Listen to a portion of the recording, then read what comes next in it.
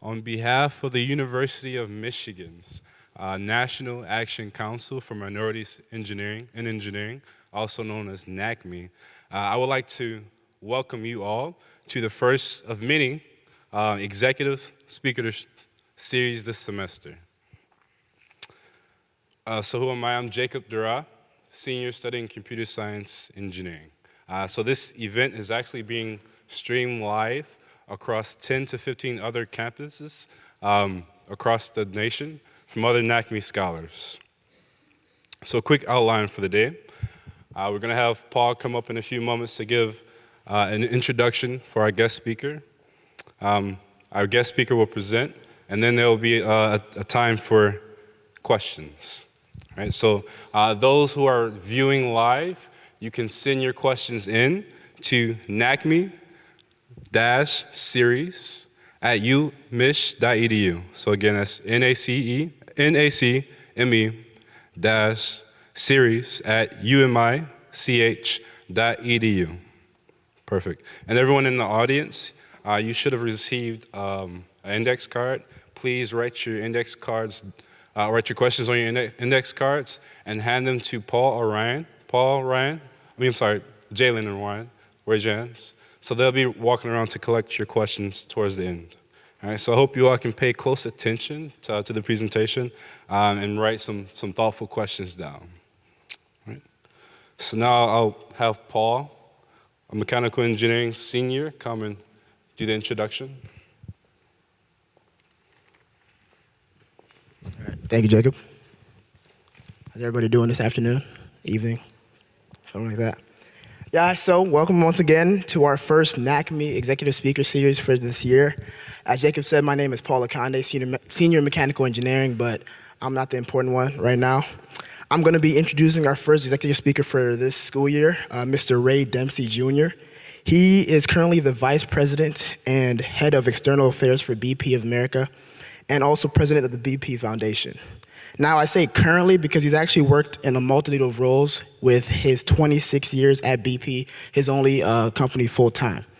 And he was actually working there when he graduated, right after he graduated out of Kansas State University with a degree in industrial engineering.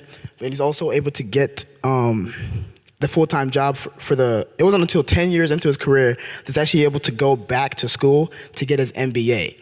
Now, what was interesting about that, when he was working in his current role at that time in investor relations, he decided to go back to school to obtain his MBA at Northwestern University. Now, he wasn't necessarily doing that in order to kind of, advance his career. It's actually kind of a funny story. He was presenting one of his things while he was doing his job, and somebody had asked him a question. Now, at that time, he didn't really know the answer to that question, and this kind of motivated him to go back to school and wanted to know everything. So with that kind of describing his personality and his thirst for knowledge, it has helped him get to where he is today. In fact, he was actually named by Savoy Magazine as one of the 2016 top 100 most influential blacks in corporate America. All right. So as a NACME scholar myself, it's great that we have somebody like him in the vice chairman position role for NACME to look up to and to also try to emulate. So without further ado, I want to introduce you all to the VP of BP, Mr. Ray Dempsey, Jr. Thanks, Paul. Great job. Good evening. I was talking to Paul earlier, and he asked me what I thought he should say in the introduction. I said, just make up stuff. Nobody here will know if you're telling the truth or not. And he did a great job. Well, some of what he said was true. My name really is Ray Dempsey, Jr. It's been a great day for me. I've been here for most of the day. I got to campus about mid-morning. And you heard Paul say I went to Kansas State undergrad, then I went to Northwestern Kellogg for graduate school. So I'm a Purple Wildcat twice. And I take that pretty seriously. But after spending this day here in Ann Arbor, I have to admit, I wish I'd thought about University of Michigan. This is a fantastic place. There's so many fabulous things going on, and the students and the administration, the folks I've had a chance to talk to today, it really encourages me about the direction of what you're doing here on this campus, and honestly, the influence that I believe that you can and you will have on institutions around the country. So you're lucky to be here. It's a fabulous place. You know, I spent a lot of time thinking about how I wanted to talk to you all today. You'll see on the slide that's up there, I do have a picture of me because I wasn't sure you'd have seen enough, and I'm being a little silly because as I wandered around campus, I saw a few posters. I think it's the same one, and somebody else thought that was a good idea. But I decided it made sense to answer the questions that Derek and Aileen put to me. Derek Scott, who you all know, and Aileen Walter from NACME. She's the vice president from NACME. And I hope I'll do that. I'll try to speak to my early career experiences and some of the things that I did and some of the lessons I learned that helped shape the way I managed my career, and maybe some things that you'll think about. But I also decided that that's not quite enough for me to really tell you my story. So I decided what I really wanted to do is start with a little bit more context. I certainly want to spend a few minutes in what won't be a commercial, I promise, but I'll tell you, why does BP do what BP does with NACME? I want to go way back and give you a glimpse into what I'm calling my early career, because there are some things about what I did when I was just this big that I think helped to shape the way I think and the way that I've kind of managed my life and my career. I have some lessons, and some of them are kind of philosophical, but they tie to some very specific things that I did along the way, and so I'll share those with you. And this last thing that I call choices, what I really mean there are, when you're thinking about what you're going to do while you're here at the University of Michigan, you're thinking about the classes you might take, the activities you might get involved in, I would put to you that all those things are about choices, and there are a lot of ways for you to frame how you'll make your decisions about those. I want to share with you the way I think about it. It's also important for me, though, to acknowledge that everything I say, as I said to Paul, you don't know whether or not it's true, but I do have a truth holder for me here in the room, my dear friend Crystal Ashby, who many of you may know. Crystal and I worked together for more than 20 years, and she was, until recently, she was the executive sponsor of BP's relationship here at the University of Michigan. She's been succeeded by another guy we both know well. His name's Orlando Alvarez, and that shapes a big part of BP's commitment to this university. There's been no better ambassador for this institution or for BP than my dear friend Crystal Ashby, so thank you for being here. And yeah, you can give her a hand. I will too. So as I launch into this, I did intentionally put a picture of my family, because every time I start to introduce myself, I realize that it's kind of incomplete if I don't share with you actually who really is the support and the purpose behind the work that I do. My wife and I have been married for 26 years, more than that now, I guess, and we married right out of school. We have those 4 daughters that you see. That little dog you see in the middle is a male, because that's a rule. We will only have male dogs. He's my only male support. He and I know when it's time to go to the basement or go outside, and it works out okay. My oldest daughter is 25. She went to George Washington University in D.C., and there's a silly story behind that. We were moving back from London to the United States for her senior year of high school. And we had told her we wouldn't do that. We'd stay and let her finish school. But we moved. It worked out great. There was a boy at the high school where she had gone for her freshman year, so everybody was happy. But I said to her, okay, you can go to school anywhere you can get in, anywhere you want. We'll make it work. So she chose what was at that time the most expensive undergraduate institution in the United States. And I've learned I'm not going to say that to the next 2. That's not going to be part of the deal. My second daughter is the one, I guess, on your left. She's 24. She went to Hofstra University out on Long Island, and she works in PR. She told us when she was looking for schools that she was going to be a New Yorker, and she meant it. She chose a school there. She's interned in New York, and now she works in Manhattan. She lives in Brooklyn, and I think she's pretty well converted. And I'm always happy to see her in New York for 2 or 3 days, and then I got to go home, because New York is hard work for me. We took a 10-year break, my wife and I, and we've got a 14-year-old daughter. She just started her freshman year of high school. And then on the far side, you see the youngest, she's 11, and she's just started 6th grade. My daughters all of them actually have been a big part of the career adventure I'm just about to tell you about. I'm in my 12th home in my 26 years with BP. I've lived all over the United States, twice in London, which is our world headquarters. And my oldest daughter has been, I think, in 11 of those 12 homes. She missed the apartment my wife and I shared when we first got married. My third daughter, the 14-year-old, was born in the UK, and she likes to remind people that she's British, and she isn't really British. She's got an American passport, but they all had a wonderful time experiencing the things that we did as part of that adventure. You know, the BP NACME history is an interesting and I think important story because it'll represent why it is that we do what we do for you here and more broadly in this space of engineering STEM education. We've been a founding board company, which means that for more than 40 years we've been part of the NACME family. And over the years, honestly, we've had a number of BP executives be part of this board. You heard Paul say that I am the vice chair of the NACME board now, which for me is actually a unique and special privilege, having been a NACME scholar some 30 years ago. And it's a great chance for me to be a part now of shaping not just and appreciate what I have had the chance to enjoy, but to help shape the long-term future for NACME. So why do we care? It's really pretty simple and urgent, I would say, because closing achievement gaps in STEM, especially for underrepresented minorities and for women, is an urgent national priority. We have to do it because, frankly, if we don't, then it won't be very long before we go out to campuses or go to recruit and try to find new talent to come and be the innovators and the new engineers and to help shape our future, and there's not enough. There won't be a sufficient pool of talent for us to get that work done. STEM education is the very foundation of the work we do in the energy industry. I bet in the energy industry today, every CEO of a major energy company is an engineer by background. And engineering is easily the single largest discipline from which we recruit for our entire organization. And so why NACME? There's a bunch of folks out there that do work in this STEM education space. But NACME is pretty special in that there's a really, really strong track record of performance represented by many of you who are here and many of the folks I got to talk to in the course of the day.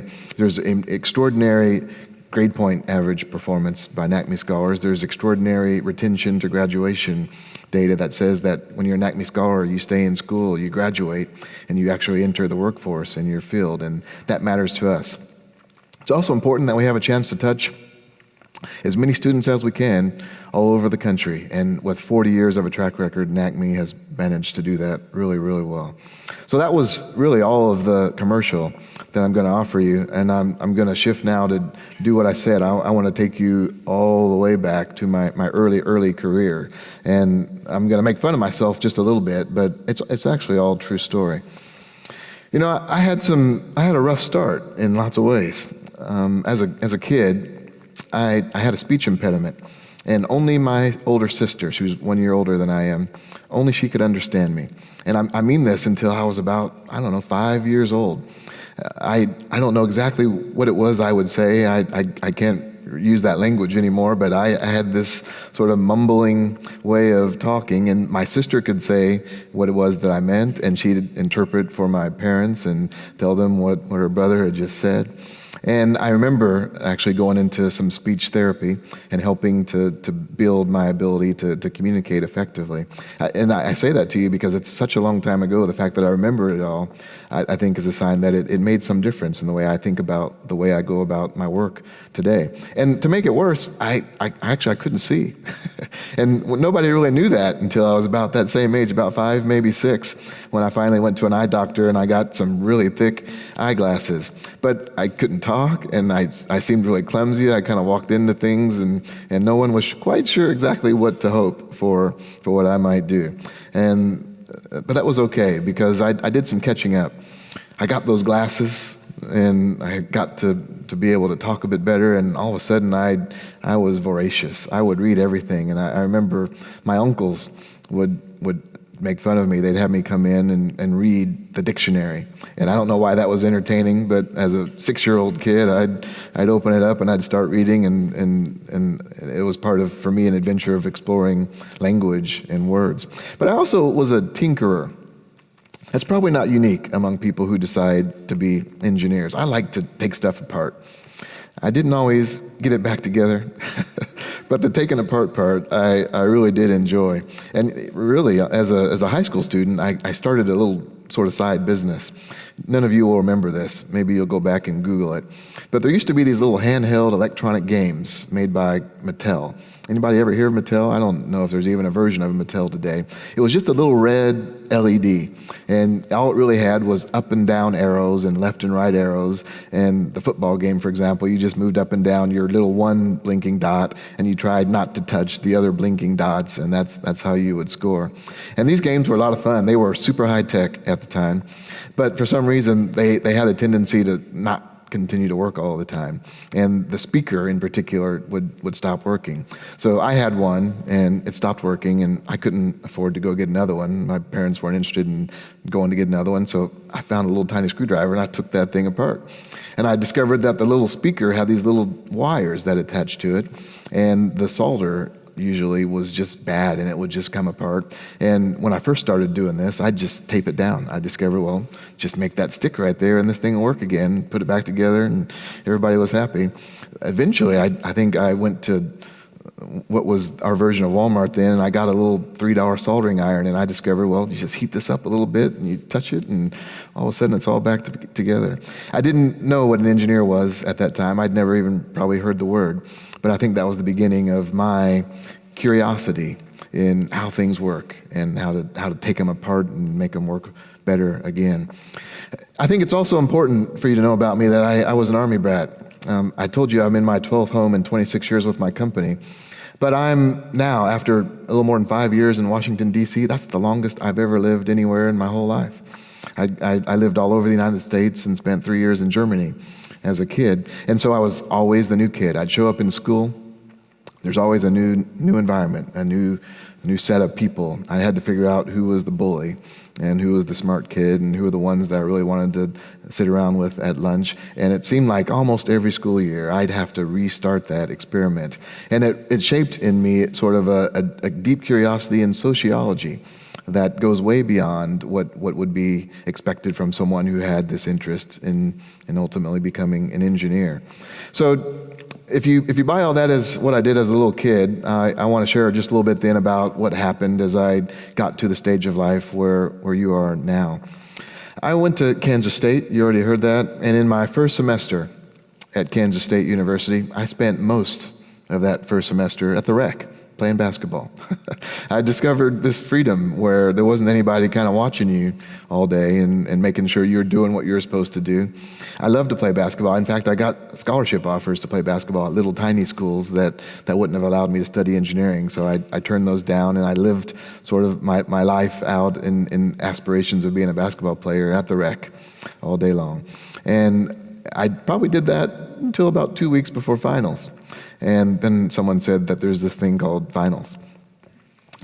Because I'd been a good student in high school, and I scored well in the entrance exams, I found myself in some pretty challenging courses in that first semester. Everybody had Calc 1, that wasn't all that unique. I had this class called Chem Excel, which is Chemistry 1 and Chemistry 2 in one semester.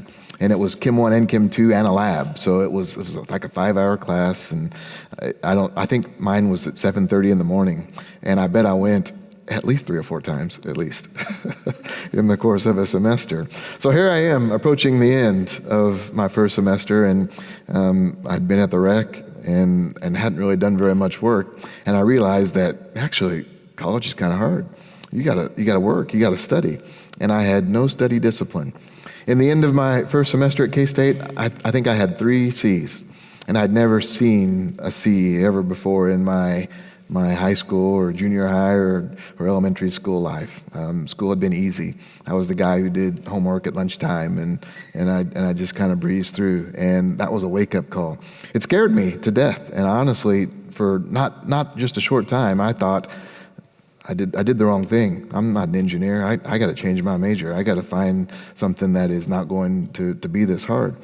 And I had the benefit of a minority engineering program director, a woman named Karen Hummel, who sort of literally and figuratively grabbed me by the neck and shook me and said, no, that's not what you need to do.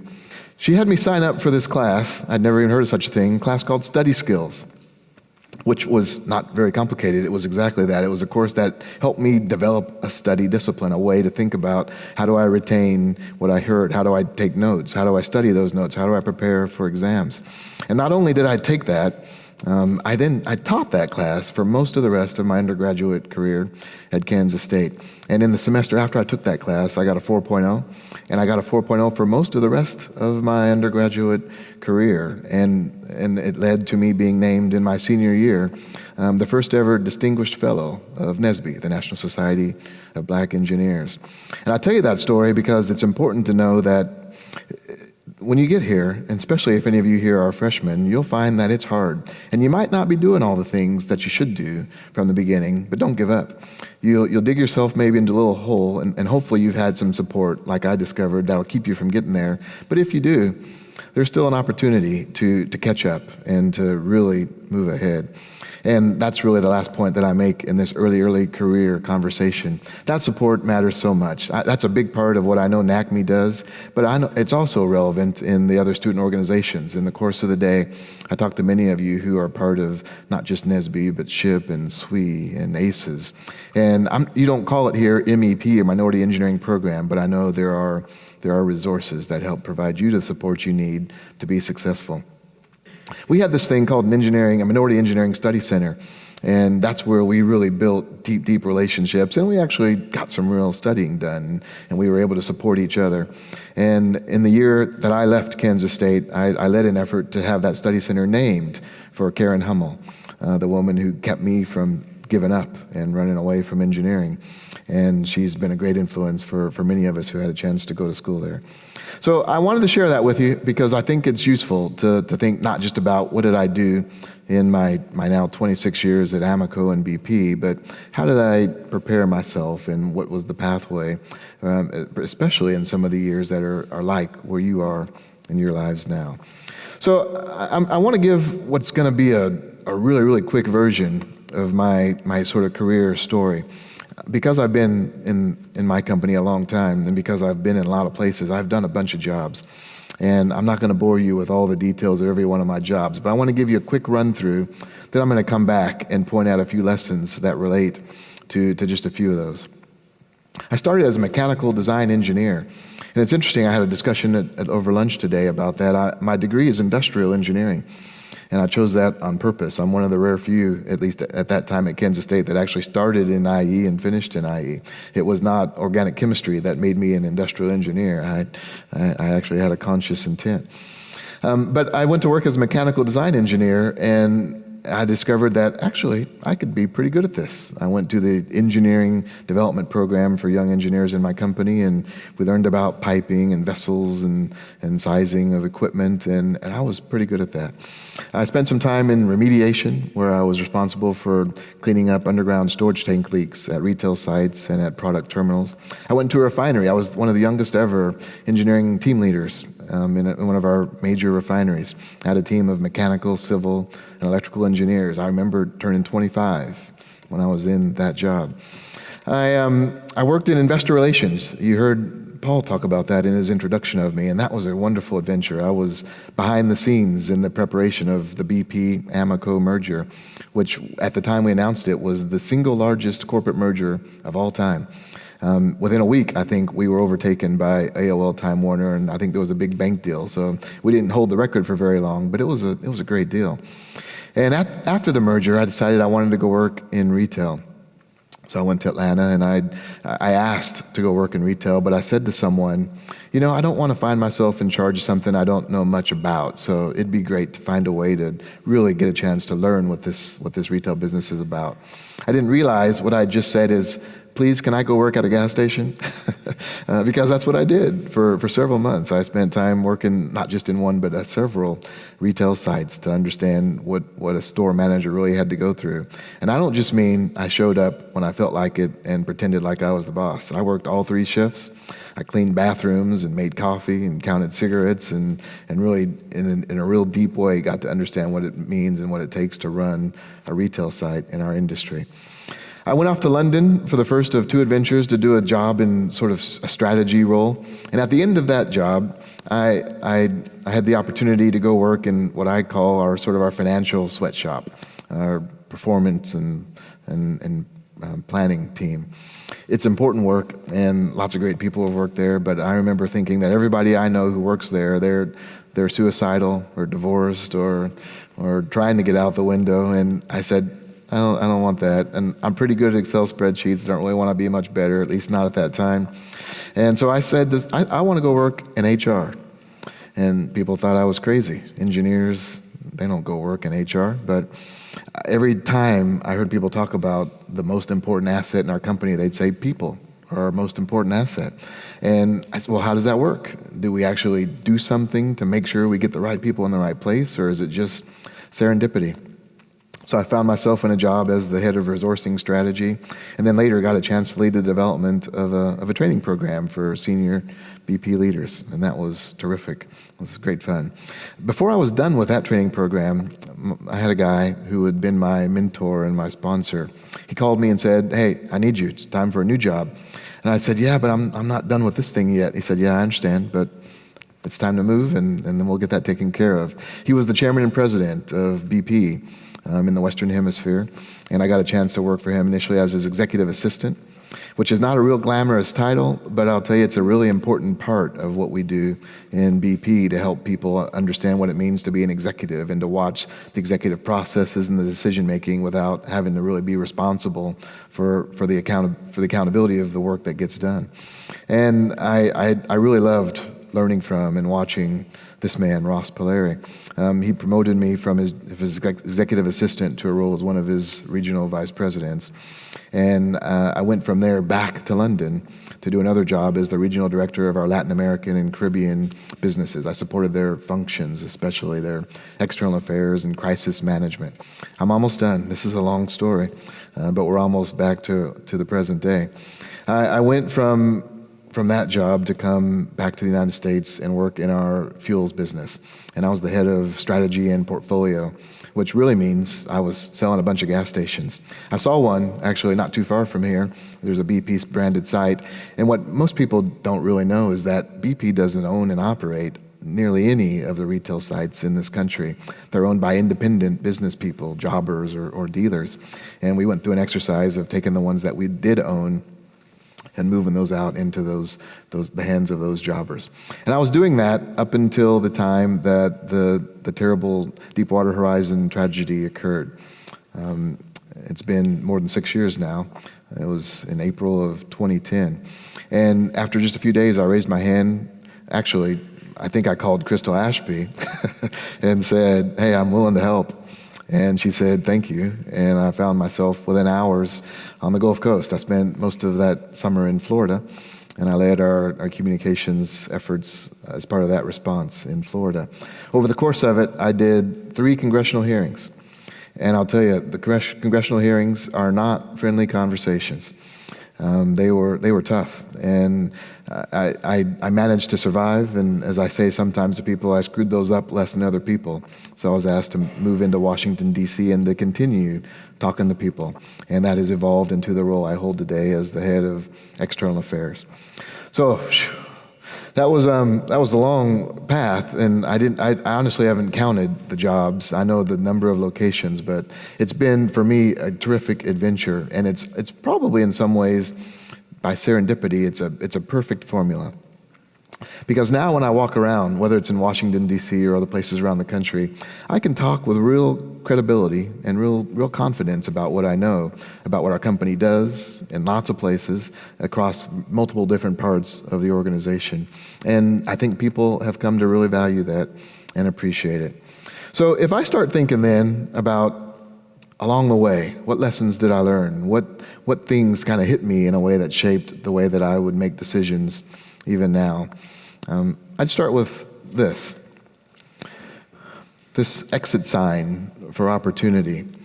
You know, we all like to think about that idea of opportunity knocks, so we got to be ready to open the door. I think this exit sign shapes a slightly different way of thinking about opportunity. Opportunity might knock when you are expecting it, but often it'll knock when you aren't. And it's going to be something that looks different from the pathway that you thought you were on. And what makes it worse is opportunity is often disguised as hard work. So somebody might come to you and say, hey, here's a great opportunity. And you might look at it and say, I don't know, I'm not sure that looks so good because I'm going that way and this looks like hard work. But I learned actually multiple times in my early career that when someone would come to me and say, hey, here's an opportunity, I hadn't even thought about what my opportunity set might look like. I really didn't know enough to see past the job I was in, or maybe the one that I hoped I'd get next. And so for somebody to be thinking about me and to come with an opportunity that I had never thought of, it wasn't a detour. It was actually exactly what I needed to create the opportunity to grow and advance in my career. So my first admonition to you would be this: be ready. Opportunity will knock. It might not knock when you think it should, and it might look different, and it might not be keep going that way. It might look like a detour, but that's okay, and it might lead to new possibilities that you never imagined for yourself. So I like this sentence. Maybe you've seen this before. Has anybody seen this sentence before? It's only 7 words. Just the longest is only 2 syllables. It's one of the most complex sentences in our language. What's it say? Anybody sure you know what this sentence says? Simple. No big words. Let me hear anybody try. I didn't say you stole the money. Okay, I'm going to say what you said. I didn't say you stole the money. Derek did. I didn't say you stole the money. I don't know why you think I did. I didn't. I didn't say you stole the money. I was thinking it. I didn't tell anybody. I didn't say you stole the money. He stole the money. I didn't say you stole the money.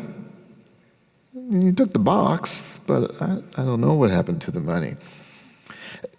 Maybe it's a silly game, but I love this sentence because just by moving the emphasis on 6 different words, it really is a very different sentence. And I share this with you because there's something, especially today, that I have found to be a really, really important challenge. And it's not just for young people, it's for everybody. We've become increasingly dependent on our devices. Email is the way we talk to each other. My daughters, if I don't text them, I don't talk to them, and I'm not so good at it. They'll send me messages with emojis, and because I'm old, I got to hold it this far, and I still can't tell if they're smiling or not, so the emoji doesn't really work for me. You have to be mindful that as you're trying to manage your career, I would submit your life. What matters in the way you communicate is not just that you put down the 7 words, because the message you intended to send might not be the message that's received at the other end. And in fact, especially in the business context, your ability to sell your ideas and sell yourself depends on so much more than just you keeping your head down and doing your technical work. It requires you to effectively communicate in many ways, and I would submit especially with your voice. So I'm not suggesting you throw away your cell phones. I'm not suggesting you stop doing email, although I probably got 300 a day, and I try to catch up and keep up on lots of things, but not so much on email now. It's gotten to where I'm not sure I can do it. I still use it, and it's essential in the way that we have to make connections in real time across lots of geography.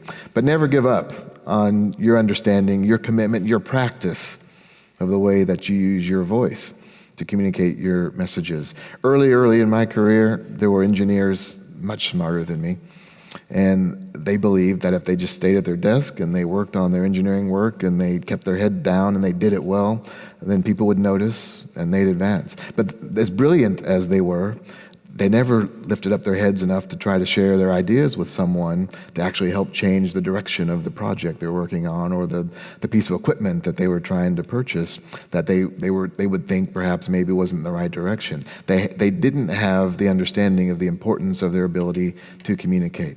So I use this silly little 7-word sentence to make a point, and I hope it resonates for you, that every time you communicate, there's an opportunity to either make sure that the message you intended to send is the one that is received, or to leave it up to the person at the other end to make up their own mind.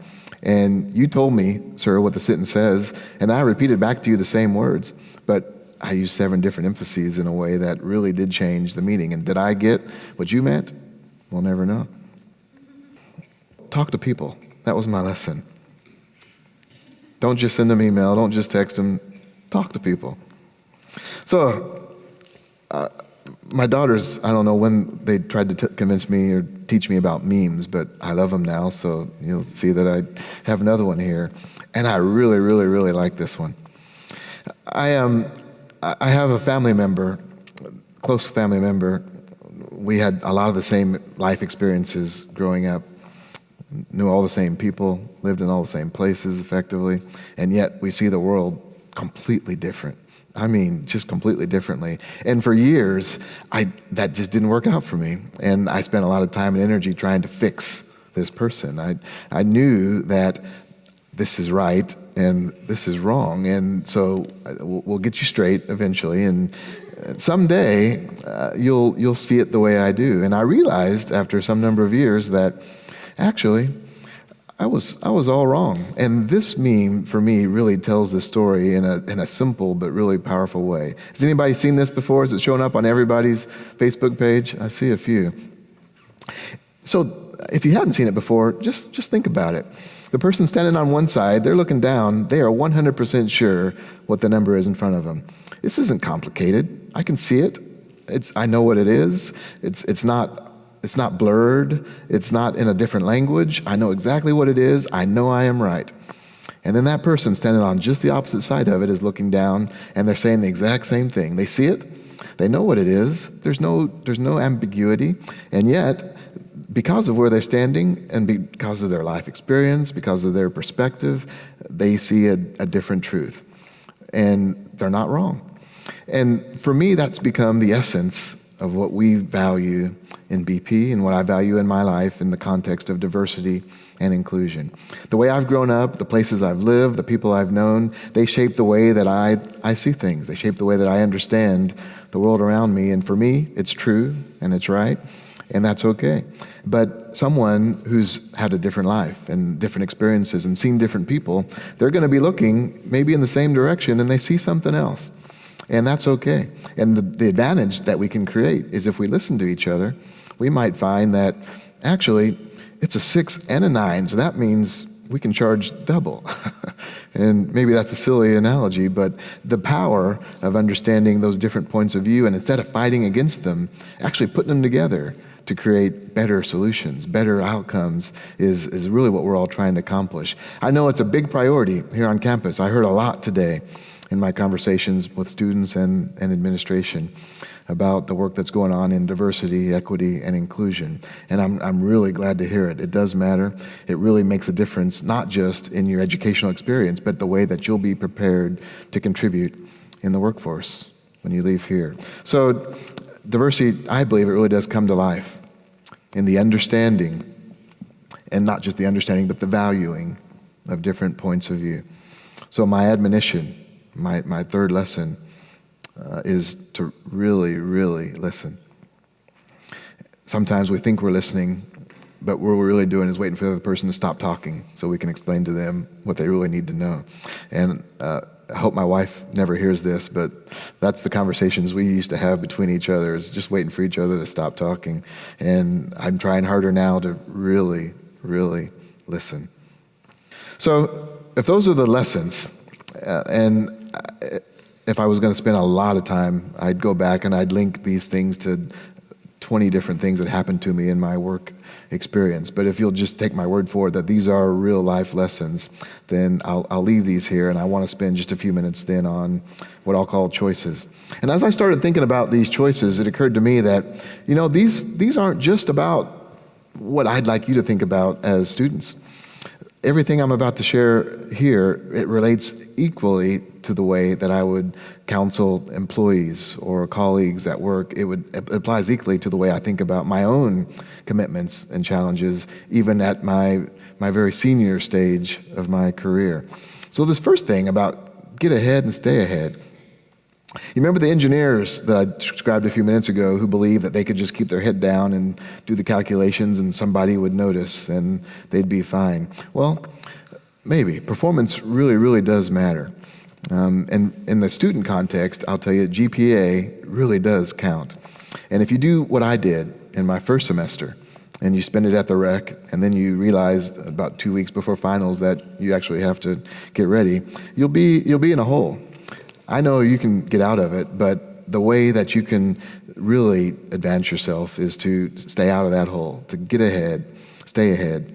Your GPA counts. In fact, at BP, we won't talk to anybody in terms of a recruiting or an interview visit who has less than a 3.0 GPA.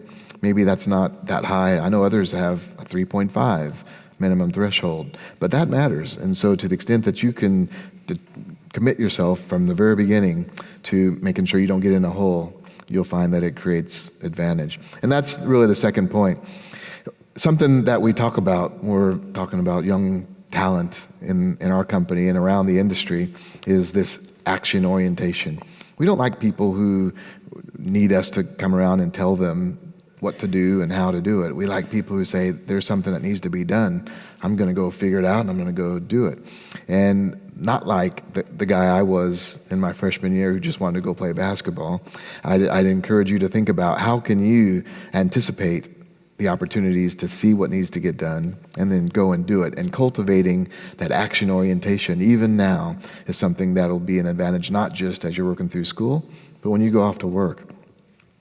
There's another one here about being well-rounded. I had some great conversations with many of your colleagues in the course of this day, and I got to hear about people who do a whole bunch of things beyond just going to class, and that matters a lot. Technical competence matters. That engineer needs to keep his head down, but it's not enough.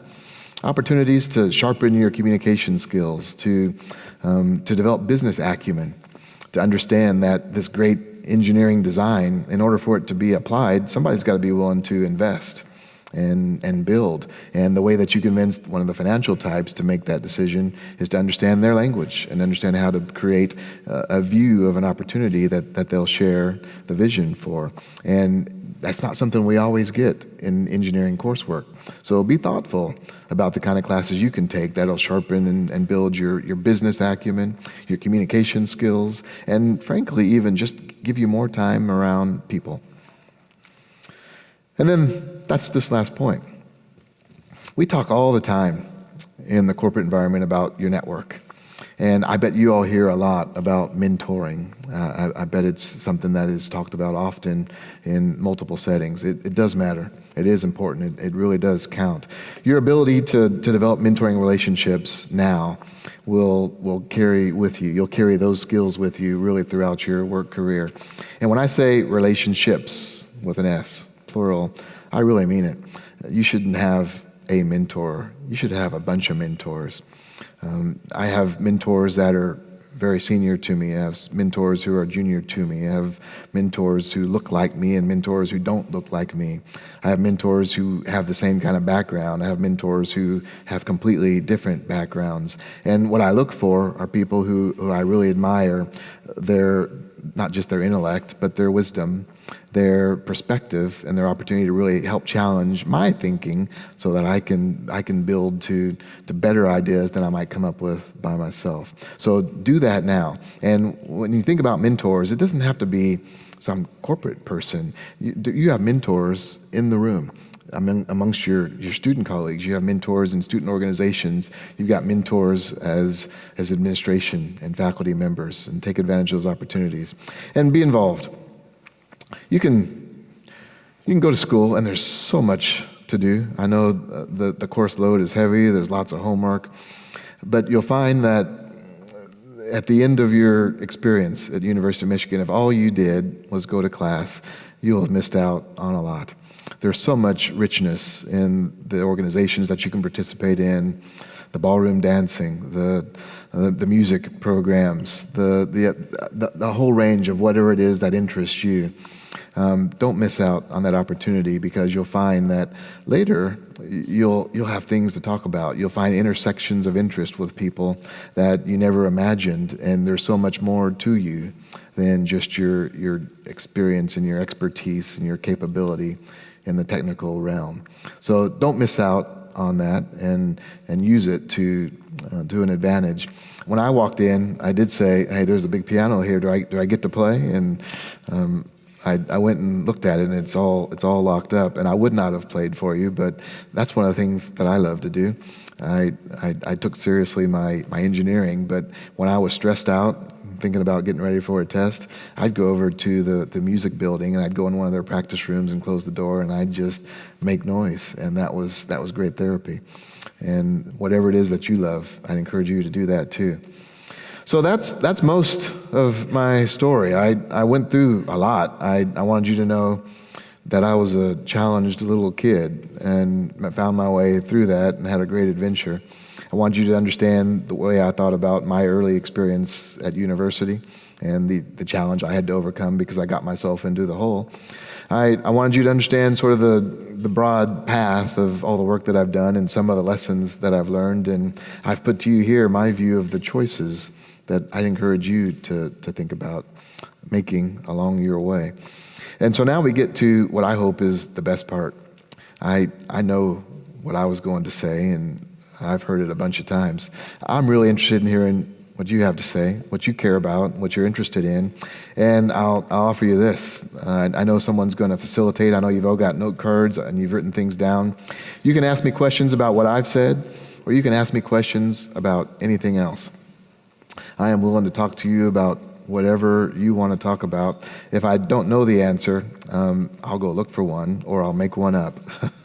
But I'd love to hear where your heads are, and if I can be helpful, I'll be here until they make us go.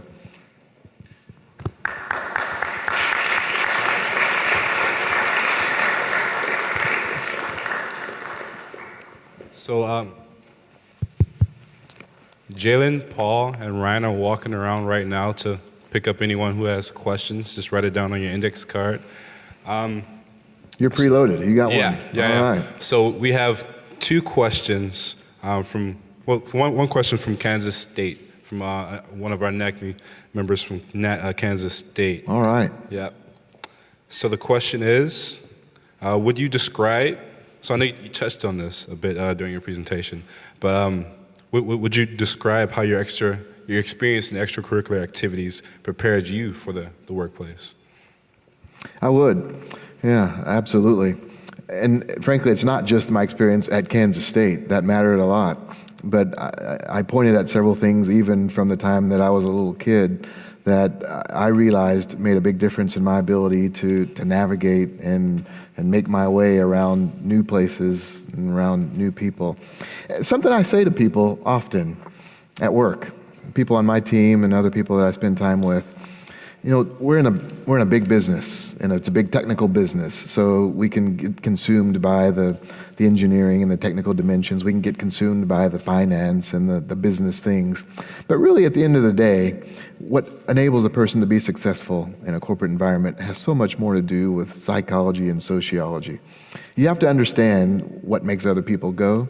You have to understand how you can engage them and sometimes encourage them or inspire them to go after the same goals. So the things that I did as extracurriculars really had a lot to do with my ability to understand how to be a person, how to engage and interact with people around me, how to appreciate differences, different experiences, and different points of view. And all the things that I did then and even now, my time on the board of NACME and many other organizations, to me, is all in service of building my understanding and awareness of what really matters to other people. So thanks, K-State, for that great question. Go Wildcats. So we won't be able to, we won't have enough time to get to all the questions, so I'll probably ask about 3 more. Okay, I'll talk faster or shorter. All right, so we have one question from the audience. What has been your biggest professional challenge? That's a big question. My biggest professional challenge. There's probably lots of ways to answer it, but I want to be quick, so I'm going to go back, honestly, to my preparation for congressional hearings. We were in the middle of one of the biggest corporate challenges probably ever, and I felt as though I had the weight of my company on my shoulders, and it was serious business, and there was real legal and reputational risk riding on what I said or didn't say and the way I answered those questions. And I'll reflect again that one of the things I did before my very first congressional hearing, the night before, I was in the hotel, and I was probably sweating bullets, and I was really stressed out. And I called this guy that I mentioned to you already tonight, Ross Polari, who was an old boss, the former chairman and president of BP America. He had done it many times before. I knew that. So I called him. I said, Ross, I gotta go do this congressional hearing thing tomorrow. And he gave me some really, really simple advice, some really, really clear ways for me to kind of calm myself, get my mind around what it was I was about to do, and be confident that I knew what I needed to know and knew how to manage the conversation in a way that would keep us all out of trouble.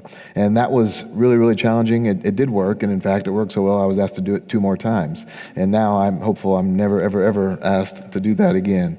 But that's probably the best answer I can offer. Thank you. So next question. In what ways were you most successful in demonstrating your value as an engineer in a non-engineering role? That's a great question. I think I told this story at lunch, but I'll repeat it because I think it's a great example. There's a member of Congress that I got to know when I arrived in Washington. This member got to know that I was an engineer, and I was an engineer with a background in refining. And that wasn't really any of the business between us, but this person came to know it and appreciate it. Some years later, this member of Congress, in a different role, had a proposal for the restart of a refinery where this person lived. And that refinery was one that had been idled for several years, and they weren't really sure what was the right way to go about turning it back on. So out of the blue, this person contacted me and said, Ray, this isn't really BP business, and I'm not sure if it's something that you would do, but I've got this proposal, and I don't really have the right technical resource to help me think about it. Would you just take a look at this? Would you read it and give me your view, your insights? And for me, that was a great demonstration of the value that I think I had managed to create in the work I was doing, working with members of Congress with a real technical background, because completely outside of the realm of me advocating on behalf of my company or for what was interesting or valuable to us, they were interested in my opinion on something that mattered to them and their state and their constituents. And so to me, that was great vote of confidence that they really did care, they really were listening, and they really did appreciate that I wasn't just somebody with talking points, but I had a real technical foundation in my experience. Thank you. Last question. Last question. Last question. I'm having too much fun. I don't want to stop. What motivates you other than your family? What is the one thing inside of you that keeps you going? How do you not become complacent and always strive for more? Wow, that's deep. Besides my family, and what is it that keeps me from being complacent? You know, I think if I reflect all the way back to my youth, when I discovered that I wasn't a kid who was destined to not do well in school, when I was able to talk and when I was able to see and the lights all started to come on for me, I think I decided and learned that actually I had some unique skills. And I think I've managed to cultivate some of those over my life. And my belief now is that there are some things that I'm pretty good at, and I don't think I've been blessed with these capabilities just for fun. I believe that they're aimed at some purpose. And I'm motivated now, especially at this point in my career, not just to get the next promotion. I'm not motivated just to get the next paycheck. I believe that there are some things that matter a lot. And my commitment, my motivation really is about impact. I want to make sure that the work that I do, the conversations that I have, the decisions that I make contribute to making a difference in people's lives. And especially in my work and my commitment with NACME, it's about supporting all of you.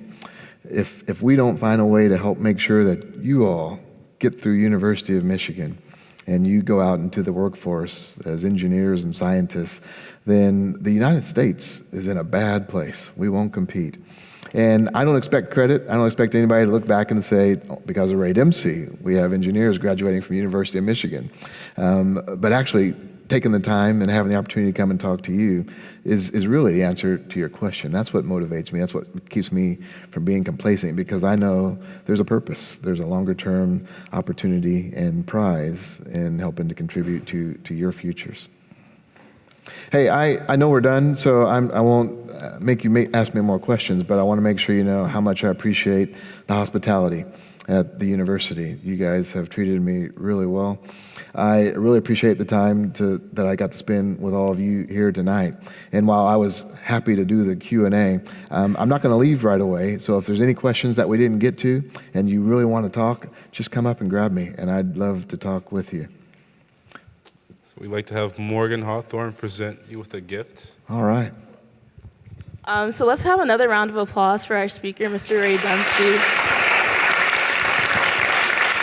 Oh, man. Look at all those goodies. I know for me it was an absolute pleasure to talk to him during lunch this evening, or earlier today, so we want to give you a piece of Michigan swag and gratitude All right. on behalf of NACME here Thank at you. Michigan, as well as all the people who are watching right now. So Wow. yeah, so you can wear that. I am and hopefully totally you can remember swagged out. I am ready to go. For Thank sure, you. no problem. It's a pleasure. We also want to take this time to recognize Miss Aileen Walter, who's the Vice President of NACME. If you could please come and be recognized. You bet. Without the contributions that her and her team do, NACME would not exist, and we wouldn't have great events like this to actually attend. So let's thank her again for everything that she does.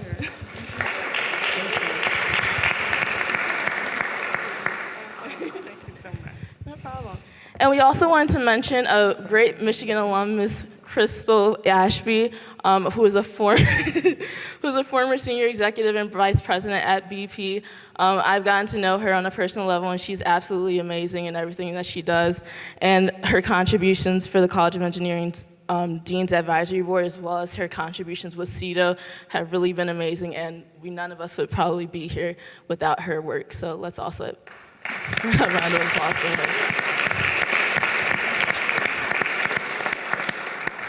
We have swag for you too. But I also wanted to thank everyone for coming out.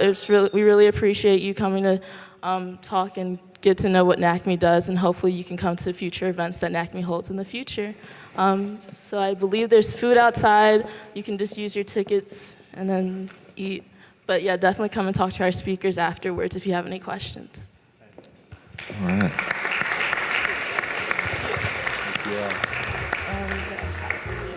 Yeah, for sure.